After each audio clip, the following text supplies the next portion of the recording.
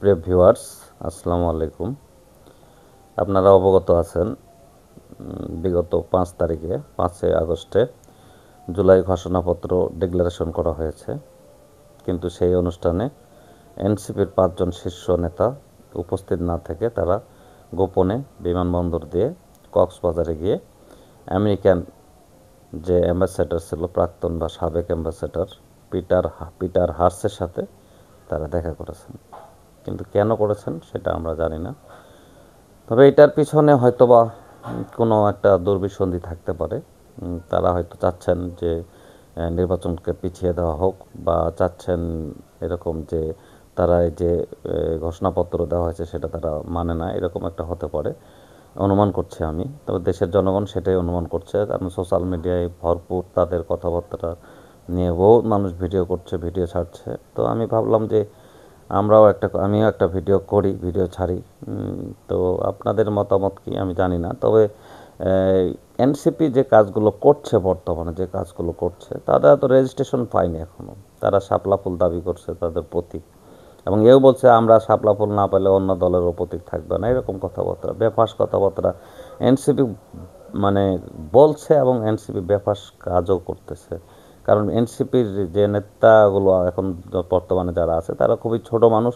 Children পার্টিকে কেউ বলতেছে, শিশু বাচ্চাদের পার্টি বলতেছে, কিন্তু তাদের কথাবার্তাগুলো এরকম হয়ে যাচ্ছে যে 12 হাত ভাঙ্গি 13 হাত বিচির মতোই। তো তো প্রিয় ভিউয়ার্স, রাজনীতিতে তরুণরা আসুক, তরুণরা আসলে রাজনীতি ভালো হবে। কারণ 1971 সালে তরুণরাও কিন্তু আসছিল আর কি, আপনাদের মনে আছে কি না, যে 6 দফার সাথে সর্বদলীয় ছাত্র সংগ্রাম পরিষদ আর কি 11 দফা দাবি দিয়েছিল। তো স্বাধীনতা সংগ্রামেও ছাত্রদের ছিল, অবদান ছিল। তারপর ভাষা আন্দোলনে ছাত্রদের অবদান ছিল, শিক্ষা আন্দোলনে ছাত্রদের অবদান ছিল, গণ অভ্যুত্থান যখন হয় তখনও ছাত্রদের অবদান ছিল। ছাত্ররাই কিন্তু বিশাল ভূমিকাটা রাখে।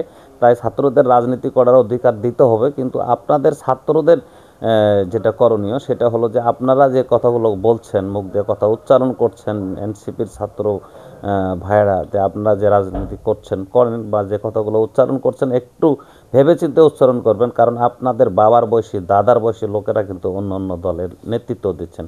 তাদেরকে রেসপেক্ট করে, অনার করে আপনারা কথা বলবেন, তাহলে হয়তোবা আগামী দিনে আপনারা হয়তোবা রাজনীতিতে দাঁড়াতে পারবেন। তাছাড়া আপনারা দাঁড়াতে পারবেন না, কারণ ব্যবহার হলো বংশের পরিচয়। আপনাদের যে ব্যবহার দেখতেছে, আপনাদের যে মানুষের সাথে যে বিহেভ করতেছেন, সেগুলো কিন্তু আপনাদের সাথে যায় না। কারণ আমি একজন ছোট মানুষ, আমি যদি মুরব্বীদের অসৌজন্যমূলক কথা বলি বা অভদ্র আচরণ করি, সেক্ষেত্রে কিন্তু রাজনীতির মাঠে টিকে থাকা খুবই কঠিন হয়ে যায়। কারণ ব্যবহার দিয়েই রাজনীতিতে আসতে হয়। ব্যবহারে হলো রাজনীতির সবথেকে বড় একটা অ্যাসেট, এবং এই অ্যাসেট দিয়েই মানুষকে এগোতে হয়। আপনার যত ধন সম্পদ থাকুক, কোনো লাভ নাই, আপনার ব্যবহার যদি ভালো না হয়, তাহলে রাজনীতিতে আপনি গেইন করতে পারবেন না। কারণ রাজনীতিতে আপনি লক্ষ্য করে দেখেন, কোনো কোটিপতি, বাংলাদেশে বহুত কোটিপতি আছে কিন্তু রাজনীতিতে গেইন করতে পারেনি। কিন্তু মধ্যবিত্ত ফ্যামিলির লোকেরাই কিন্তু রাজনীতিতে গেইন করে।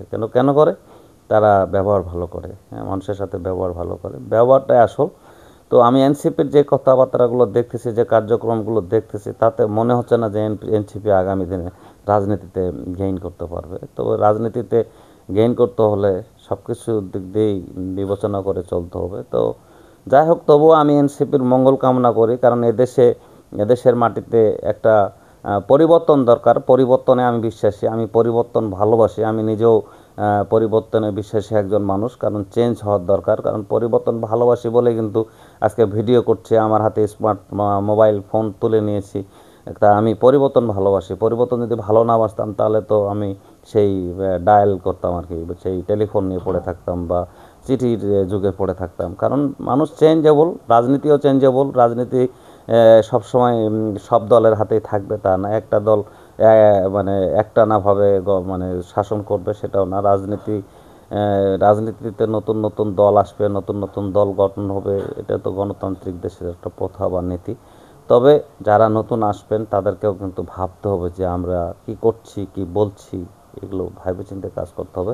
তা যাই হোক, আমি যেখানে যাচ্ছিলাম সেটা হলো যে 5ই আগস্টে যে এই যে এনসিপির নেতারা কক্সবাজারে গিয়েছে, এবং যে যে কথাগুলো বলছে, এবং পিটার হাসের সাথে যে দেখা করছে, এগুলো কিন্তু ভালো দিক নয় এবং এগুলো ভালো বার্তা বহন করে না। তো আগামী দিনে সুস্থধারা রাজনীতি যদি এনসিপি করতে চায় তাহলে তাদেরকে আবার নতুন করে সুন্দর করে গুছিয়ে গাছিয়ে রাজনীতি শিখতে হবে, আগে রাজনীতির মাঠে শিখতে হবে। কারণ একজন ভদ্রলোক মানে বলছিলেন আমাকে, আমি সেই ভদ্রলোকের নাম উচ্চারণ না করেই বলছি যে একটা মানে ঘটনা হলো সরকার নামানো আর সরকার চালানো আর দল চালানো এক কথা নয়। সবাই ভালো থাকবেন, সুস্থ থাকবেন। আসসালামু আলাইকুম।